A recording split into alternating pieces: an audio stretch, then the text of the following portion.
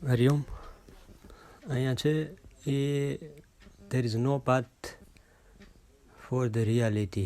Reality એટલે ultimate truth, વાસ્તવિક સ્વરૂપ, કે જે કંઈ આપણે કહીએ એ જે પરમ તત્વ કયો કે પ્રભુ કયો, ભગવાન કયો, નામ આપો, એટલે એને નામ આપવા, બીજા કોઈ નામ આપવા કરતાં રિયાલિટી જ કહીએ કે જે નિરાકાર છે એની વાત થાય છે. એના માટે કોઈ પાથ નથી, એ કોઈ પાથ દ્વારા જાણી પણ ન શકાય, એટલે બાય કોઈ કોના દ્વારાથી જાણી ન શકાય.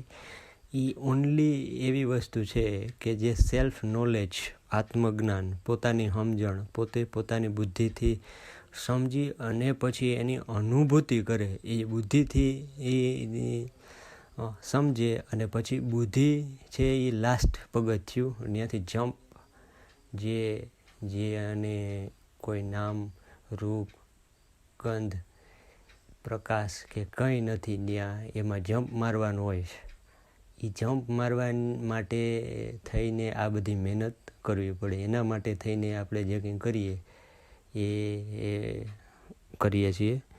એટલે એ છેલ્લો અંતિમ જપ લાગી જાય, જેને ભૈરવ જપ જેવું કહેવું હોય તો કહેવાય, કારણ કે ત્યાંથી પછી કંઈ રહેતું નથી, સિર્ફ અનુભૂતિ, સ્વાનુભૂતિ, એને અપરોક્ષ જ્ઞાન કહેવાય, પ્રત્યક્ષ નહીં, અપ્રત્યક્ષ જ્ઞાન કહી શકીએ તો કહેવાય. પણ એ બધા શબ્દો છે, એટલે શબ્દોની માથાકૂટ કરતાં ખાલી રિયાલિટી છે ને રિયાલિટીની ખાલી અનુભૂતિ થઈ શકે. કોના દ્વારા?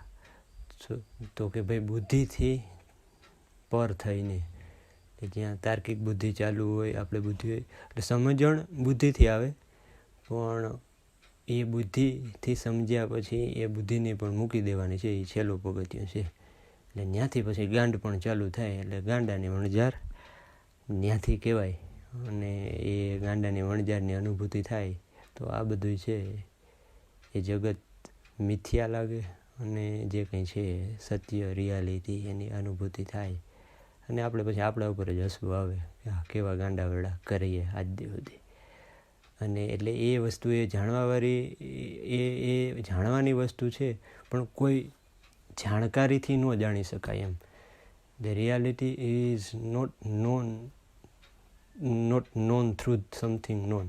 કંઈક જાણીએ છીએ એનાથી એ જાણી શકાય એવી વસ્તુ નથી. છેલ્લે તો એને અનુભૂતિ જ કરવાની રહે. એટલે એ અલ્ટિમેટ ટ્રુથ છે અને એ સમજાય એના માટે મૂક્યું છે. એટલે થેલો લઈને બાપુ હાલ્યા ત્યાંથી. પિક્ચર પણ એ પ્રમાણે એટલે જ મૂક્યું કે એ હજી પાથમાં છે. એ પાથ પછી ભૈરવ જપ ન ઢુકડું આવે લાગી જાય તો. હરિઓમ.